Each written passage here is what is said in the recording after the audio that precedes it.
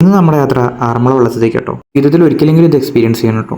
നമ്മളിന്ന് പോകുന്നത് മല്ലപ്പുഴശ്ശേരി പള്ളിയോടത്തിൽ കേട്ടോ. അടിപൊളിയാണ്, അവർ നല്ലൊരു അടിപൊളി ടീമാണ് കേട്ടോ. എന്തായാലും വെള്ളത്തിൽ എല്ലാവരും കയറി ഇങ്ങനെ ആറാട്ടുകടയിലേക്ക് തുഴഞ്ഞു പോകാൻ കേട്ടോ. പമ്പാ നദിയിലൂടെയാണ് ഈ തുഴഞ്ഞു പോക്ക്. വെള്ളത്തിൽ ഇങ്ങനെ വഞ്ചിപ്പാട്ടും പാടി പോകാൻ ഭയങ്കര രസം കേട്ടോ.